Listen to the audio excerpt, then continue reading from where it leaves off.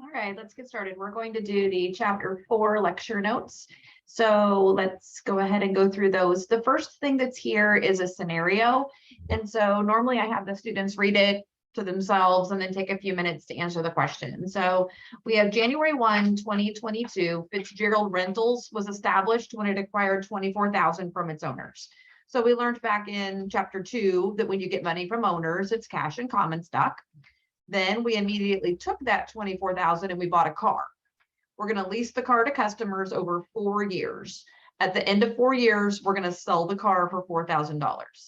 Leasing revenues are $7,000 this year, and I want to know the amount of net income.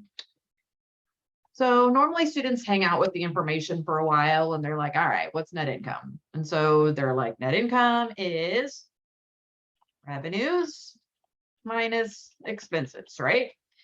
So that would give you net income. And I did mention that leasing revenues are $7,000. So I know that my revenue is 7,000. But looking at the information that I gave you, there's really no mention of any expenses. So let's start again at the beginning. We got money from owners, cash and common stock. We used the money to buy a car. So apparently we're like Enterprise Rent a Car, but we only have one car. So we're going to use that car and we're going to rent it out to people. And at the end of 4 years, we're going to sell that car for $4,000. So I have the revenue of 7, but I don't have any expenses. But obviously our expense in this business is the car itself. But we all know that cars are assets, not expenses. But over time, the car's getting used up. And so that concept is called depreciation. And I've never taught you guys about depreciation yet. I think I mentioned it like the first week, but I told you I would teach you about it some other day, and that's today. So we have this $24,000 car. We all see that. And at the end of 4 years, that car will be sold for $4,000. So basically what we can see here is that we're going to use up the car over the next 4 years. And so using up the car means that it's losing value, and that is an expense. So 20,000 over 4 years is going to be our depreciation. So off to the side somewhere, let's go ahead and let's calculate depreciation expense. And there's actually a formula for it. Now, you won't actually have to do the formula in this chapter. We'll have a whole chapter dedicated to depreciation, which is chapter 9. So in this chapter, I'll just tell you what the depreciation is, but we can compute it. And the way you would compute it is 24,000 minus 4,000. So this is what we paid for the car, and then it's going to be worth this at the end, divided by the 4 years. So what is that, 5,000 per year? So that's called depreciation. So that's our expense.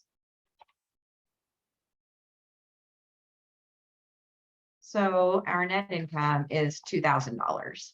And so this is just kind of an intro into this concept of using up an asset over its useful life. So the useful life is how long the asset should last. So this whole chapter is about adjusting entries, and adjusting entries are necessary to get everything ready to do financial statements. So in chapter 1, I taught you what the financial statements were, and we went through and we practiced and we did financial statements. And then in chapters 2 and 3, we started learning entries that get to balances that we can then use for the financial statements. And so this chapter kind of wraps everything up in a way that, like, what we're going to do is we're going to verify all the numbers are right before we do the financials. So as an example, if during this year we bought some supplies, before we do our financials, we need to make sure, do we still have them? Are they gone? Did we use them up? Do we need to do an adjustment? Or if we've got a vehicle, did it depreciate? Or if we have a loan, do we owe some interest? So we're going to go through the idea of all of those different adjustments. And so adjustments are needed because we want everything to be accurate before we do our financial statements. And because we use the periodicity concept, our business is broken down into periods, and we have revenues and expenses in the same period. So one of the expenses is depreciation or rent expense or whatever, and we need to get those matched in the same period. So we have to do some adjustments to get everything accurate. So we're trying to get all of our revenues and expenses recorded, and we're trying to make sure that all of our assets are recorded or accurate and all of our liabilities are recorded. So this is a pretty big chapter. So I didn't warn you in the beginning of this video, but I would guess that this video is going to be right at the hour mark or so, because this chapter is pretty intensive, I guess. So let's go ahead and accounting textbooks usually will differentiate on your adjusting entries, whether they're accruals or deferrals. And those words, accrual, we talked about that in chapter 2, and I made you guys say it out loud with me. Accruals versus deferrals is something that I remember when I was in grad school and I was trying to get ready to teach this particular topic, that all of the graduate teaching assistants were sitting around and we were like, I don't know what accruals and deferrals are. I just know that we have to do them and I don't know what they are.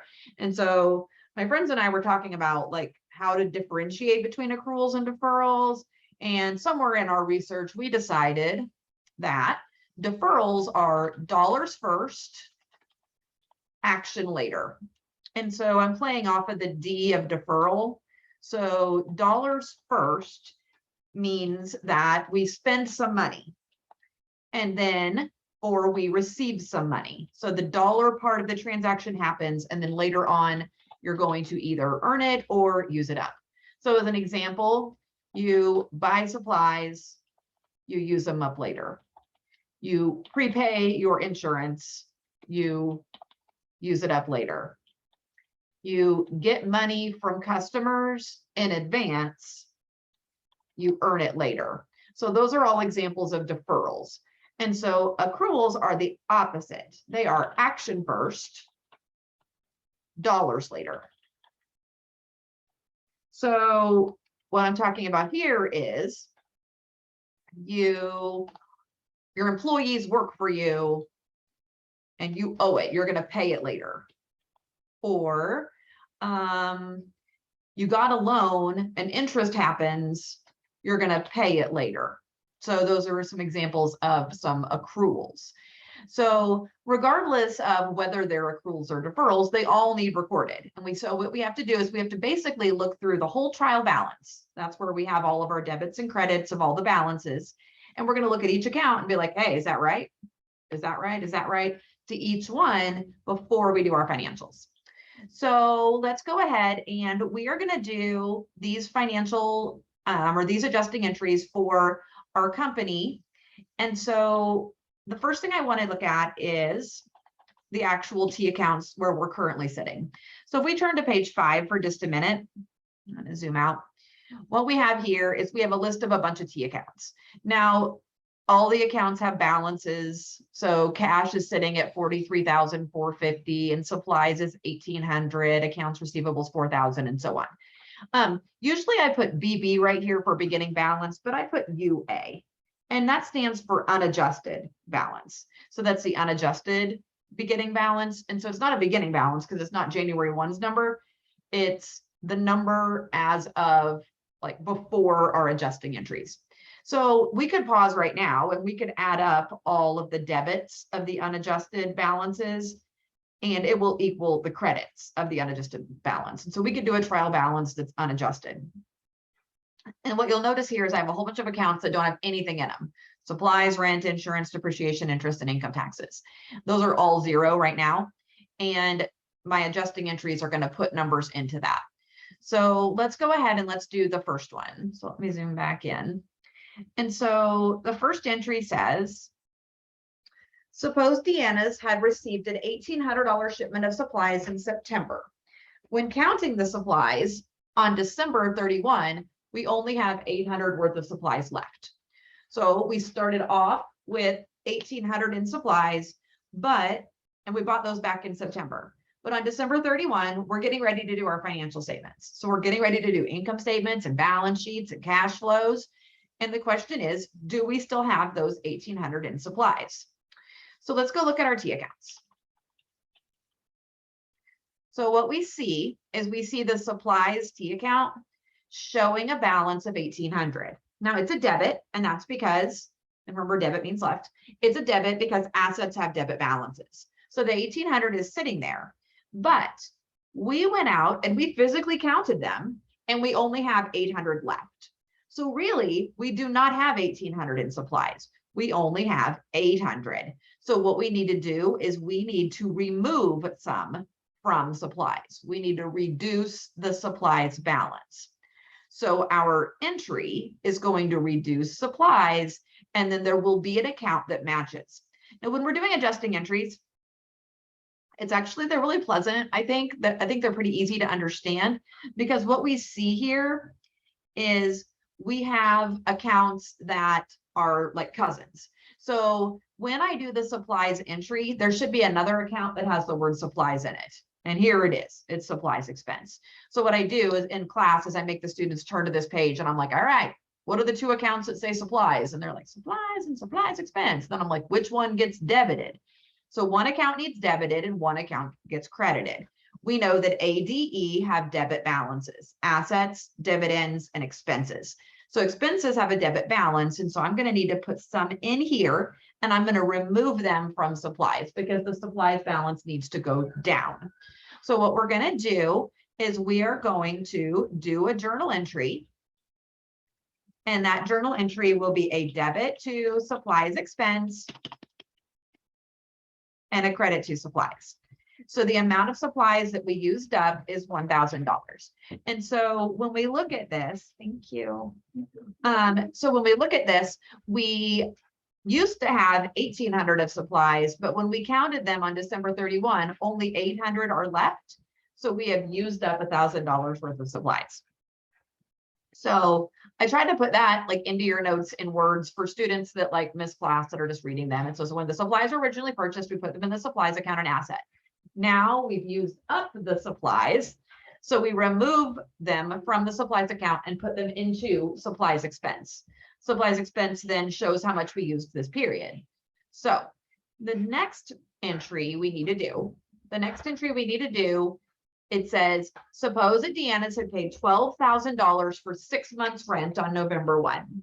So we paid $12,000 for 6 months rent on November 1. As of December 31, 2 months, November and December, have been used up. So let's go take a look at our T accounts. And we have an account called prepaid rent. When we paid the rent in advance, that was an asset. So we bought 6 months of rent, we paid for 6 months of rent. So you put that in the asset account, prepaid rent. So it's sitting there with $12,000. That is 6 months rent. And we paid it on November 1. So November 1, we paid $12,000 for 6 months. That's $2,000 a month. And now it's December 31. So what we need to do is we need to remove some from prepaid rent. We need to get it out of there. So we're going to remove some from prepaid rent, and we are going to move it to rent expense. So $2,000 a month means $4,000 is going to come out of here, and then $4,000 will go into here. So expenses have debit balances. So we will debit rent expense, and we're using up the rent. So we're going to credit prepaid rent. So for entry B, we will debit rent expense and credit prepaid rent for $4,000. And what I want you to keep in mind is we had $12,000 in there on November 1, but we used up 2 months. So what we have left in there, we had 12, we reduced it by 4, we have 8,000 left in there, which represents the other 4 months that are still prepaid. So when we start January 1 of next year, we're not going to have to pay rent in January, February, March, and April. And so on May 1, though, we would expect to need to pay another $12,000 for May through, I don't know, October 31. So that's the concept of prepaid rent. So we kind of talked about it in chapter 1 briefly, but now we're kind of seeing it. So 12,000 over 6 is 2,000 per month times 2 months used up. Okay. All right. Now we move on to entry C, and it says, suppose that we paid $6,000 for 1 year of insurance on January or June 1. So 6,000. So pay real close attention to this, right? 6,000 is for 1 year of insurance on June 1. And so now we're going to record as of December 31, how much insurance we've used up. So if we go look at our prepaid insurance account, it's sitting there with 6,000. I see that there is an account over here called insurance expense. So I know that I need to remove it from prepaid insurance and move it to insurance expense. And the question is how much? So let's go ahead for entry C. And we all know that we will be debiting insurance expense, and the cousin account to insurance expense is prepaid insurance. And we don't know the dollar amount yet. So 6,000 was for 1 year. And that was on June 1. So inevitably, when I'm talking to my students and I'm like, how many months from June 1 to December 31? And they're like, June to December, 6 months. And I'm like, wait a minute, June 1. So we could all agree that 6,000 divided by 12 is 500 a month. But I need to know how many months between June 1 and December 31. So I was counting my fingers. June, July, August, September, October, November, December, 7 months, because I need to include the month of June. So 7/12. So the 6,000 is for 12 months. So I need 7 months worth. So 500 times 7 is 3,500. So $3,500 of insurance has expired or been used up. So then the balance in prepaid insurance would be 6,000 minus 3,500. So 2,500 is still sitting in there, which is the other 5 months. So, all right, next entry, depreciation. And so I introduced you to the concept of depreciation, kind of sort of in chapter 1 when we talked about it a little bit when we were talking about how equipment gets used up, but definitely with our enterprise rent-a-car example of our one car. So I want to talk to you a little bit about why businesses record depreciation. So this definition is definitely like a textbook type definition. It says depreciation is required to allocate the cost of long-term assets to the years they're used. And so sometimes people are like, what does that mean? Allocate cost long-term? Okay, so I'm talking about long-term assets. Long-term assets, you remember current and non-current are ones that last longer than a year. If an asset's going to last longer than a year, then I need to spread that cost over the number of years that we're using it. And so that's called allocating the cost of that asset. So let's consider this example. A florist buys a delivery van for 12 grand. So we're buying a delivery van for $12,000, and the van is going to last them 3 years. So we could all agree that the florist's cost per year is 12,000 divided by 3, which is what, 4,000? So when the florist buys the van, he puts it in an asset account called equipment or van. And this is, does the van remain an asset forever? Like, is it going to be an asset forever at 12? And the answer to that would be no, because over time, the van will lose its usefulness. It will become less useful. Eventually, it will become worthless because it will stop working. Okay. So what we have to do is we have to allocate the cost of the long-term asset over the years it's being used. So we're going to take the 12,000 and we're spreading it out over 3 years. So as we do that, that's called depreciation. And the reason why we do that is the matching principle. And we talked about the matching principle last chapter.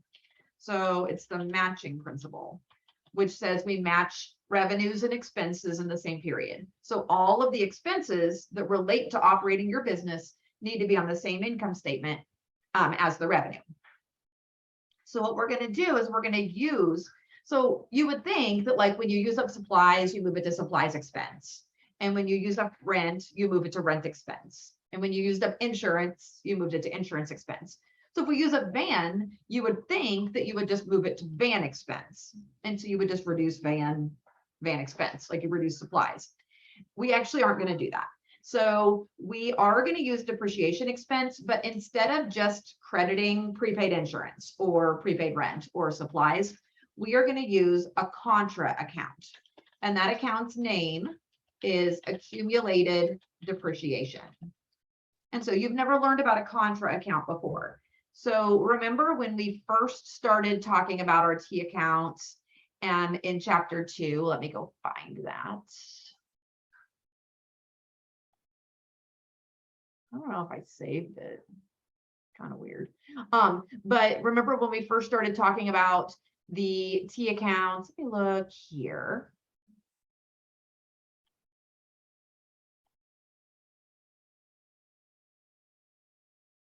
Yeah, something like this.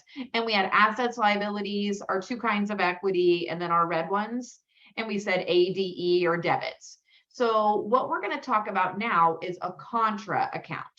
A contra is an opposite. It offsets a regular account. So we are going to have a contra asset. So that means it's going to offset an asset. So instead of an entry where like we debit supplies expense, supplies, prepaid rent and rent expense, like instead of using the actual asset account, we're going to use a contra asset. So let me show you what it will actually look like on the balance sheet. So let's talk about this delivery van. And we agreed that we bought the van for $12,000. And so every year it will depreciate 4,000. So it's going to drop in value by 4. So it's accumulated depreciation at the end of year 1. And so students always say, like, what's accumulated depreciation? And I'm going to do it just like retained earnings, right? So what is accumulated depreciation? It's an accumulation of the depreciation. Okay. So just like retained earnings or earnings we retain. So accumulated depreciation is the total depreciation that's been taken. So in the first year, we take 1 year of depreciation. So then our van is on the books worth $8,000. The second year, our van is still sitting at 12 because we did not touch the van account. So we leave the van account alone. It's still sitting at 12, but now our accumulated depreciation, we've accumulated 2 years worth. So we'll do minus 8,000. So now our book value is 4. And in the third year, the cost of the asset is still 12, but now our accumulated depreciation for all 3 years is 12,000. So our book value is 0. And that's called fully depreciated. So that means the asset is all used up. So the asset has lost its usefulness. What that means in a business is that particular van will probably need replaced soon. And that's important information for us to know. So as we look at this accumulated, it's really important to keep track of this because it tells us how used up our asset is and how much value remains. Now, at the end of the third year, the van doesn't go poof and disappear. It's still there. It's still an asset, but it's lost its usefulness. So it's going to need repaired. It's going to need extra. It's going to need replaced over time. So you can continue to drive a car for years after it's fully depreciated. But what we have to do in accounting is we have to set an estimate for how long an asset will last so that we can match the expense of the asset and write it off over time. So students want to, though, do depreciation expense and then just credit van. And the main reason why we do that is we need to show how much the asset has been used up over time. And we also need to keep track of the original cost for tax purposes to record gains and losses. So to kind of show you why this is important, if we didn't record this accumulated and we just recorded like book values, then if we look at company 1 and company 2, these two companies look identical. They both have equipment with a value of 10,000. So if I'm comparing two companies, remember the whole point of accounting is to provide useful information to decision makers. So I'm communicating financial stuff. So looking at these two companies right now, they look the same. But if I give that extra row of information of accumulated, now let's look at company 1 and 2. So company 1 is 100 minus 90. So their book value is 10. Company 2 is 11 minus 1. So their book value is 10. These two companies are very different. Company 1 has a much larger group of equipment. So they have a lot more equipment. Their equipment is almost fully depreciated. So it's almost all used up. So if I'm looking at investing in these two companies, company 2 is a smaller company in size, and their equipment is fairly new. So this company is going to be replacing this equipment pretty soon. So I'm going to see a pretty big cash outlay to buy a bunch of new equipment here pretty quick. So they're going to have to replace it pretty soon. They've been in business longer because their assets are almost fully depreciated. They're going to need to replace them. So it's just extra information that we're providing to our users. So here's some important notes that relate to depreciation. Accumulated is a contra asset. Assets go on the balance sheet. So accumulated goes on the balance sheet. Accumulated has a credit balance because it offsets an asset. So because it's a credit, students think it goes as a liability, but it doesn't. Liabilities are credits. Accumulated is a credit, but accumulated is a contra asset. So it goes in the asset section as a minus. So on the balance sheet, you will put it on there as a minus. So keep in mind that it should go like right next to the asset. It's offsetting. So it would be like van minus accumulated or equipment minus accumulated. We do not depreciate land because land does not get used up. Land does not lose its usefulness. Sometimes students are like, well, what if you're drilling for oil? Then you're depleting the natural resource out of the land, but the land is still there. So land doesn't actually like get used up over time. So, and then we're going to have different methods of depreciation. So the method that I showed you so far is called straight line, where I just took the, the van at 12,000 divided by 3, or the car at the beginning divided by 4. That's called straight line. I'll teach you 2 other methods, maybe 3, in chapter 9. So, okay, so let's go ahead and let's record the depreciation entry. So it says the company had acquired PPE for 40,000 on January 1. Suppose that the depreciation on the equipment is 2,000. So go back to page 5, and I want you to find 2 accounts that involve depreciation, that use the word depreciation. So we see depreciation expense and accumulated depreciation. And so we need to figure out which one's debited and which one's credited. So when we do that, we remember ADE are debits. And so expenses have debit balances. So we are going to debit depreciation expense, and then we will credit accumulated, because accumulated will have a credit balance because it is a contra asset. So let's go ahead and do that. And in this chapter, I'll just tell you the dollar amount. You will not have to compute it. You will later, but not today. Make sure you indent your credits. I haven't said that yet today. Okay, so letter E. On December 1, 2010, the company had sold $500 in gift certificates for decorating services to a customer. On December 31, the accountant receives an envelope containing $400 worth of redeemed gift certificates, not yet recorded on the books. So when we sold the gift certificates, we learned in the last chapter that that's called unearned revenue. So when you sell a gift certificate, that means you owe something to the customer, and that's called unearned. So if we look to our next page, we see unearned revenue sitting there at $500. So we had $500 of gift certificates, but $400 worth have been redeemed. When you redeem a gift certificate, that means that you that it has now been earned. So we need to remove it from unearned revenue, and now it will be revenue. So we have now earned it. So what we look at is we have 2 revenue accounts here, decorating revenue and interest revenue.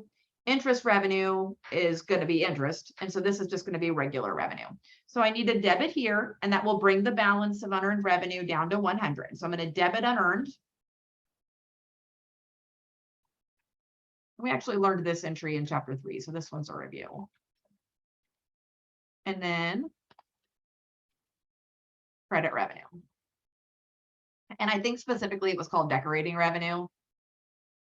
Can't spell that word. There we go. So that's going to be decorating revenue as opposed to interest revenue. Okay. So that entry, again, we learned it before. As you earn it, you remove it from unearned and you move it to regular revenue. So next one, June 30th, the company invested $20,000 in a CD at the bank that will yield a 12% interest rate, which I only snicker because CDs don't earn 12% interest. But so if you can find one of those, you should invest in it. But usually CDs earn like 0.5% interest. So, but I needed a nice clean number to use. And so we're doing this. So we invested $20,000 in a CD. If you look at the next page, you can see CD, certificate of deposit. A certificate of deposit is an asset because this is an investment. Eventually we'll get our $20,000 back. So let's go keep reading. All right, we invested $20,000 in a CD on June 30th. okay? And so we need to calculate how much interest we have earned. So the way a CD works is you earn interest over time, but you get it all at the end. So you don't get any interest until the CD matures. It matures at this 1 year. Are you okay? Are you okay? What happened? Okay, everybody's okay. So the CD, what we need to do is we need to go find the accounts that are involved with interest. So I want you to look at your next page and I want you to look around, and there are actually 4 accounts that involve interest. 4. We don't need 4 right now, right? We only need 2, but let's find them. Open that door up. Okay, interest receivable is 1. Interest payable is another. Interest revenue is another. And interest expense is the last one. So we see 4 different accounts that involve interest, and you're like, oh my gosh, I don't know which ones to use. So if you receive interest, it's revenue. And if you pay interest, it's an expense. So I always tell my students the R ones go together. So we're going to use interest receivable and interest revenue. And then we have, so right now I'm going to ignore the other 2. So we're going to use interest receivable and interest revenue. And this is interest we are going to receive. So it will be revenue.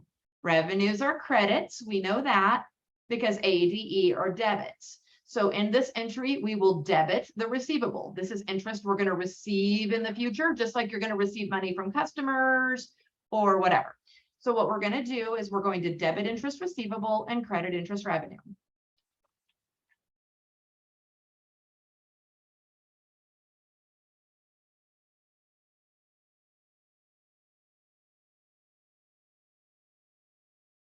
And then I don't know the dollar amount yet. So we got to calculate that. So I equals PRT. Did you guys learn that formula in a math class or something? I hope probably at some point. If you didn't, it's okay because I'll teach it to you. So to calculate interest, we're going to use I equals PRT. P stands for principal. So the amount we invested is 20,000. The rate is 0.12. And then time. One thing I want to point out to you, we're going to calculate interest a lot in this class. So this is the first of many times we're going to calculate interest in many chapters. So the rate I give you will always be an APR, an annual percentage rate. And so because the rate is annual, my time has to be annual as well. I'm going to say that again. Because my rate is annual, my time has to be annual too. So I'm looking at 12% per year, and then I need to look at how many months we're talking about. So June 30th to the end of the year. So June 30th means that I'm not going to get interest in June. I'm going to start in July. July, August, September, October, November, December. 6 months. 6 out of 12. Okay. So because the rate is annual, I will always put 12 in the denominator. Okay. So denominator's downstairs of your fraction. So that 12 right there, what I'm going to do is I'm going to take 20,000 times 0.12 times 6 divided by 12. And it looks like my interest is $1,200.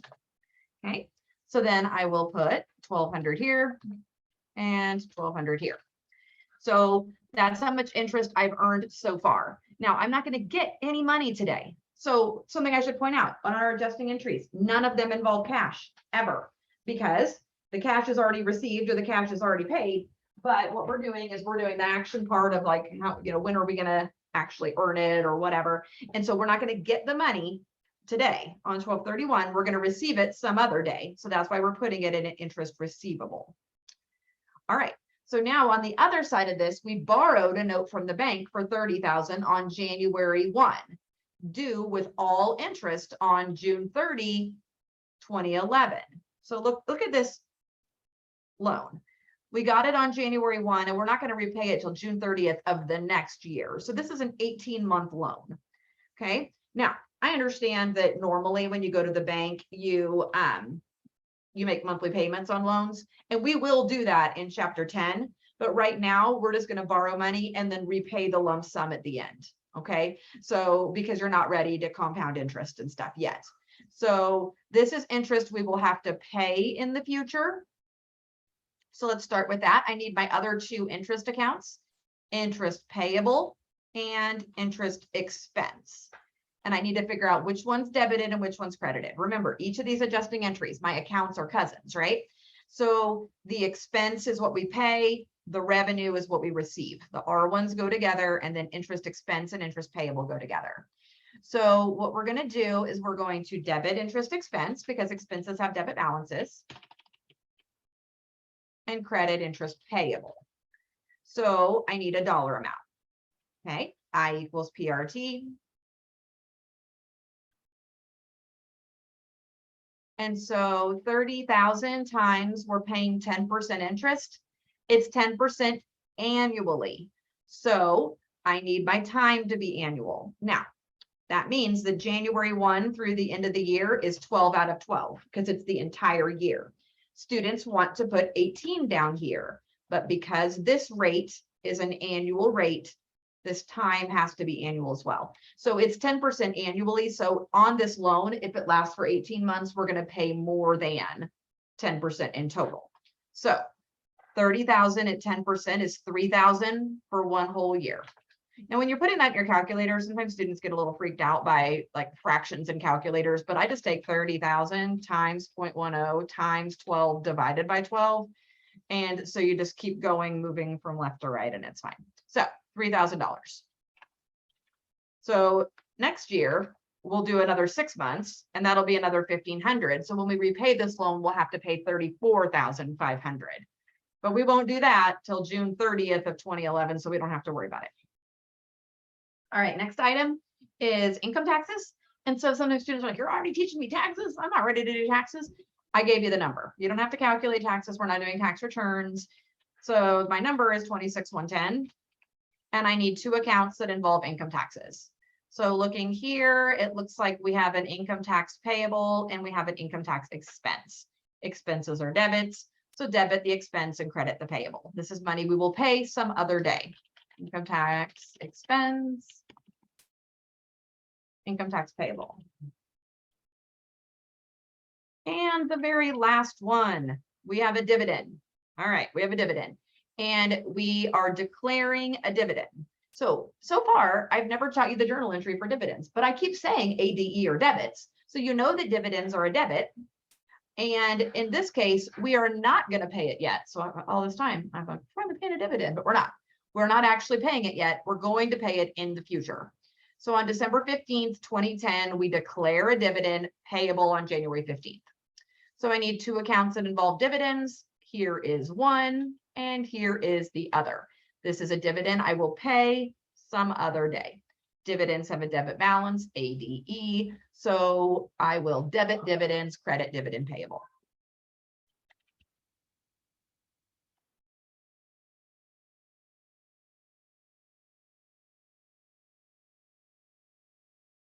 All right.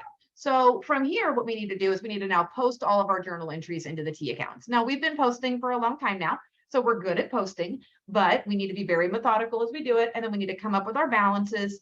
Once we come up with our balances in our T accounts, we'll go forward and do an adjusted trial balance, and then we'll do financial statements. So that's going to get me all the way through like page 8-ish. So what I want to do is I would like you to pause me and go try to do it. But I don't know if you're going to do that or not. So I'm going to start with transaction A, and I'm going to just start posting all of them. Transaction A is on page 2. It's a debit to supplies expense and a credit to supplies of 1,000. So I'm going to go here and I am going to debit supplies expense and credit supplies. You can put like an A here if you want to show your work. I usually get lazy and don't do that. Transaction B is the next one, and it is a debit to rent expense and a credit to prepaid rent. Sometimes students stop and they're like, what do I need to do? Like, what do I need to do? You need to do exactly what the journal entry says. So it's a debit. So go to the debit side of rent expense and put a number on the left side. So go to rent expense and put $4,000 here and put $4,000 on the credit side of prepaid rent. The next one is insurance. Insurance is for $3,500. So I'm going to go here and I'm going to put a number here. and here. Entry D is depreciation of 2. So I will put it here and here. So I'm being very careful and making sure I put everything on the proper side. From there, entry E is unearned and decorating revenue of 4. Letter F, interest receivable and revenue, 1,200.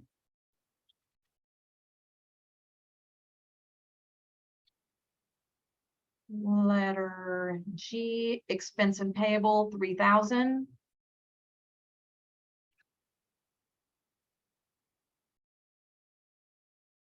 Next is income tax expense for 26,110. And dividends payable of 750.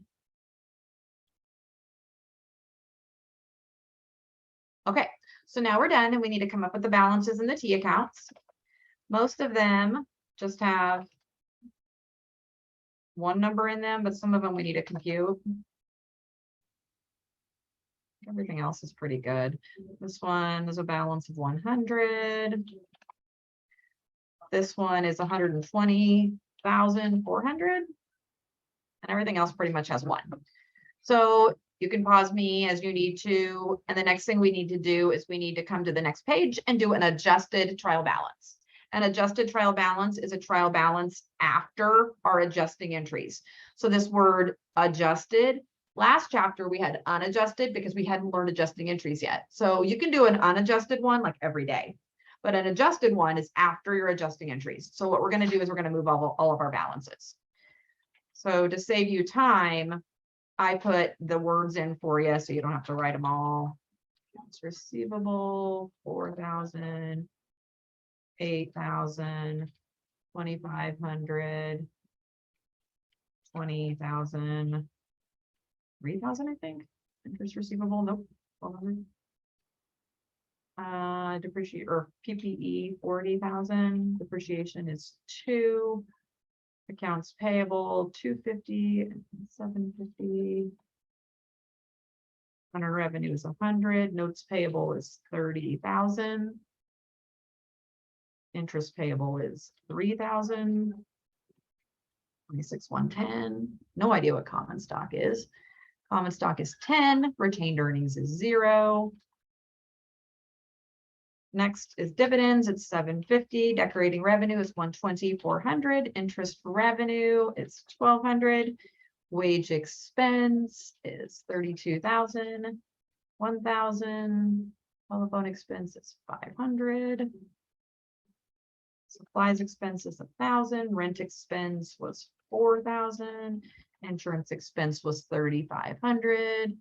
Depreciation is 2. Interest is 3 and 26,110. So if I've done everything right, then I should balance. Okay. So what I need to do is I need to get my calculator and I need to see if my debits and credits equal. Now I'm feeling pretty confident because I see A, D, and E having debit balances. Okay. 4,350, 800, 4,000, 8,000, 500, 8,000, 1,200, 40,000, 750, 32,000, 1,500,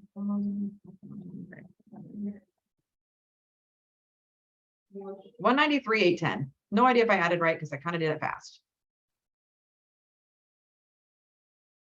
And now we come over here and we do the same thing. 2,000, 250, 750, 100, 30,000, 3,000, 26,10, 10,000, 120, 400, and 400. 193, 810. Yay! Okay. Now again, you should hit pause now that you have all that right, and I want you to go forward and do your financials. I'm going to fill them in kind of quickly. I have 2 revenues and a whole pile of expenses. So let's do that. So my 2 revenues are 121,600, I think. And then I have a whole bunch of expenses. They are here. Control C to copy, Control V to paste. And then I just add them up.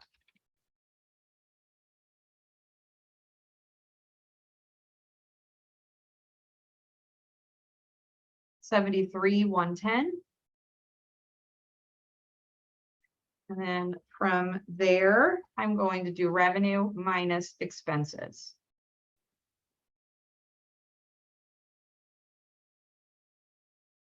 Oh, I multiplied. That did not work. 21,600 minus 73,110, 48,490. I don't know if that's right, but we'll find out later. 48,490. Okay.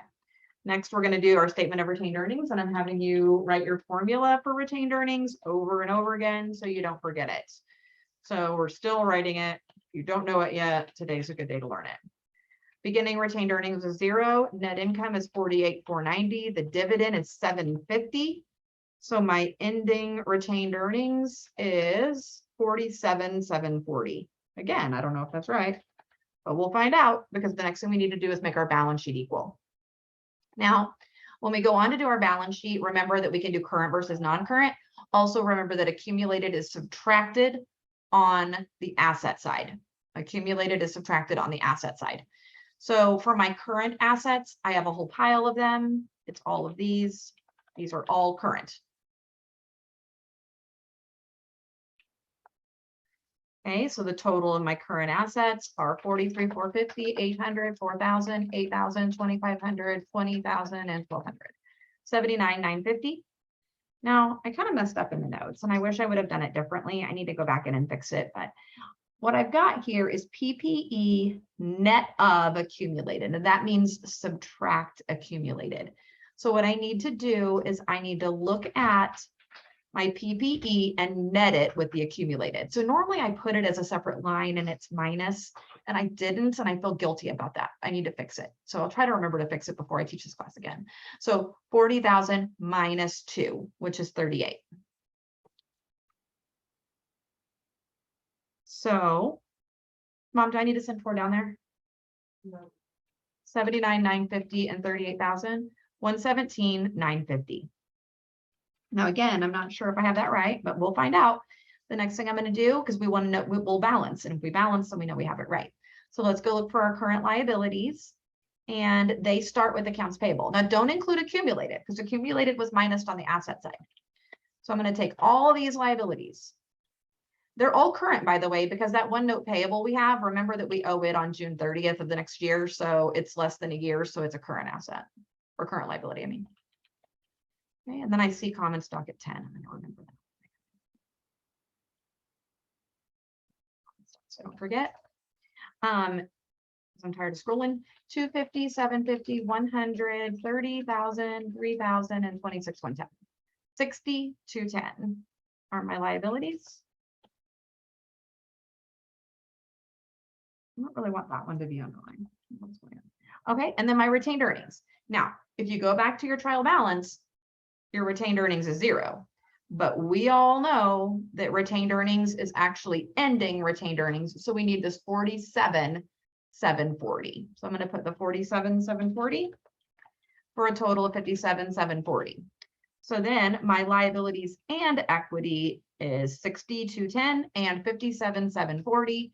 And I got 117,950. And I immediately smiled because that matches my total assets. And that means I'm in balance.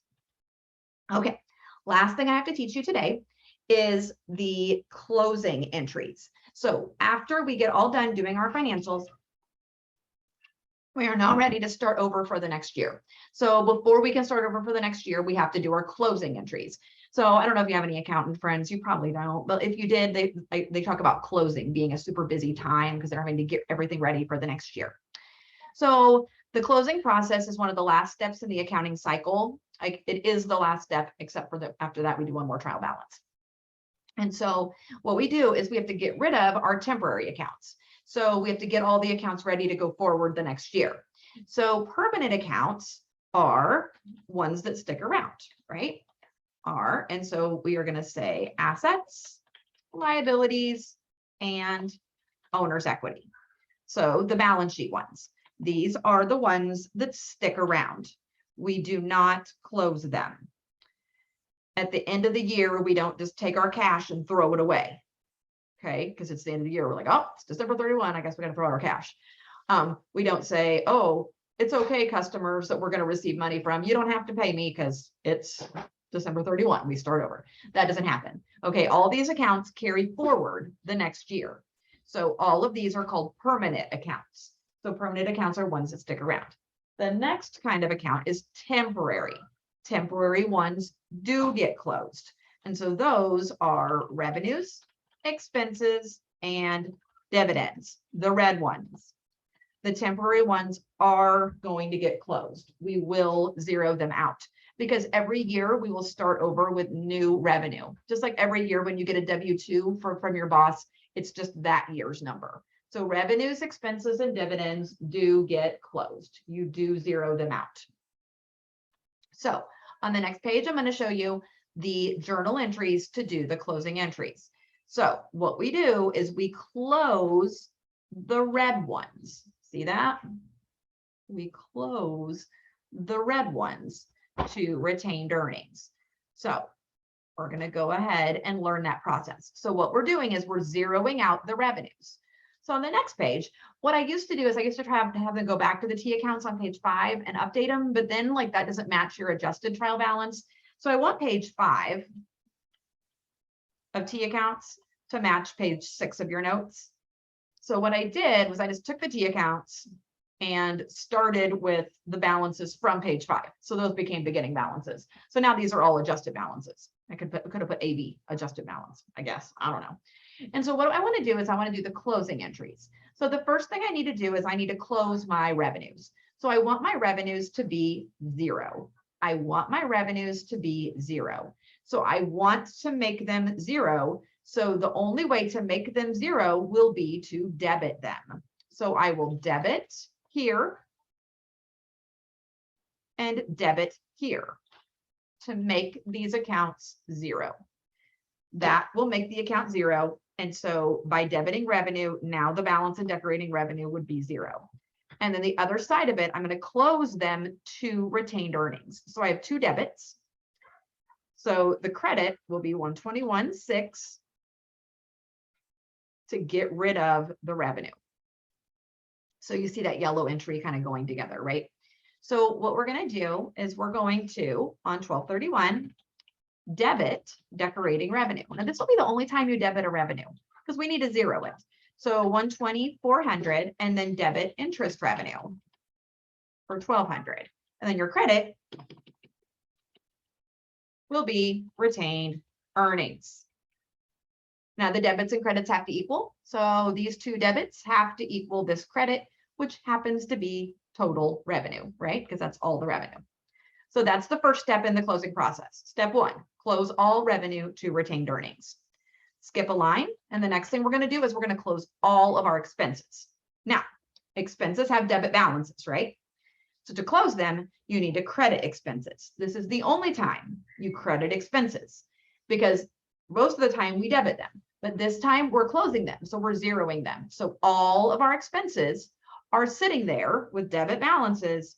We will credit all of them. So I'm going to start with the first one, wage expense, but on the first row, I'm actually going to debit retained earnings because I need to credit my expenses. So wage expense, and I don't know the dollar amount here yet. I'm going to come back to that, but I'm going to credit wage expense, and then I'm going to go on to the next one, which is utility expense, telephone expense.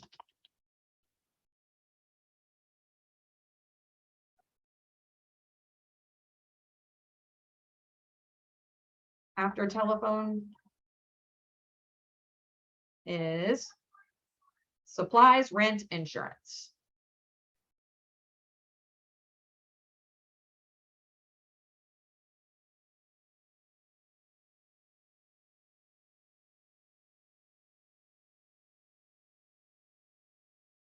So supplies, rent, insurance, and then we have depreciation, interest, and income taxes.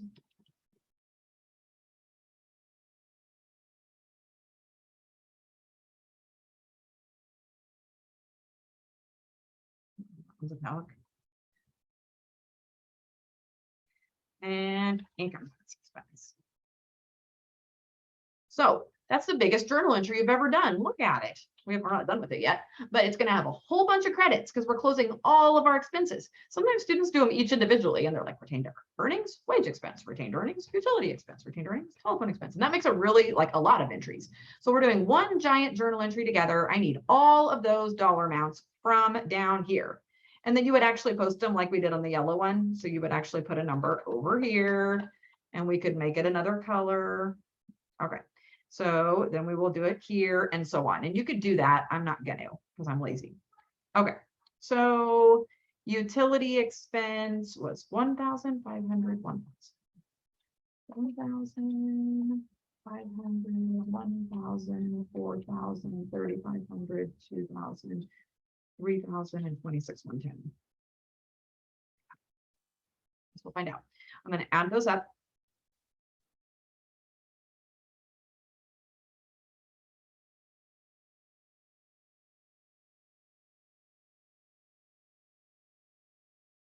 $73,110. And I remember that number. That's actually total expenses because all of the expenses are now closed.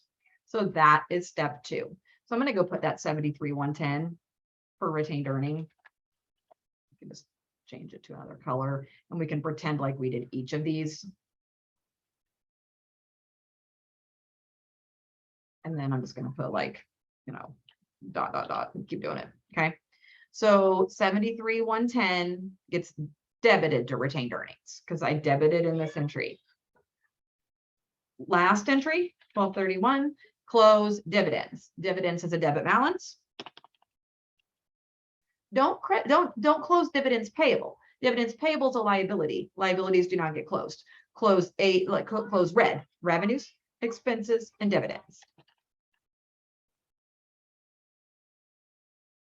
And then the debit is retained earnings. So I'm closing dividends.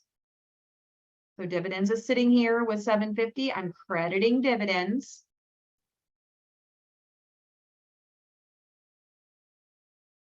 Okay, that's the other color. So I'm crediting here. So I will debit here. Okay. So the dollar amount of my dividends were $750. And now I have done my closing entries. I close my revenues to retained earnings, my expenses to retained earnings, and my dividends to retained earnings. So I do want to pause a second and I want to compute the balance in retained earnings. So all from dividends down, all of those are now zero because we zeroed them because we closed them. But if we look at our retained earnings account, it has more credits than debits. And so 121,600 is bigger than the other. So we're going to do 121,600 and we're going to reduce it by 73,110 and 750. So my ending balance in retained earnings is 47,740. And that number actually should be familiar to you. That 47,740, the ending balance in retained earnings. If we go and we look at our statement of retained earnings, that's the balance, 47,740. So now that number will become the beginning balance the next year. And that's why you do closing entries. You're updating your retained earnings number to get from beginning, which is what your T account would show in the beginning, and closing your revenues and expenses and dividends to retained earnings. Okay, so the last thing you do is a post-closing trial balance. I actually did it for you, but it's actually really easy to do because all of these numbers are exactly the same as your adjusted trial balance. And then your red ones are gone and your retained earnings changes from 0 to 47,740. So then you balance, okay? So a couple questions that are left. What 3 classes of accounts will not appear on the post-closing trial balance? That's the red ones, revenues, expenses, and dividends. And then what will appear? The ones that do appear are your assets, liabilities, and owner's equity, which is your balance sheet accounts. So assets, liabilities, and owner's equity are 2 kinds of equity. So those are the ones that are on here. The red ones don't appear on there because they're gone. So I feel like that's you guys. Yeah. All right. So that's it for chapter 4. It was an intense chapter. I hope you guys followed me okay through it. I will be posting the chapter 4 homework. And then when I do the preview for the week, I will also make a video kind of talking you through the homework for the week. There will also be a chapter 4 project where you do all those steps, and there'll be different tabs in Excel, and it's beautiful. So, all right, I will talk to you guys later. Have a good day. Thank you.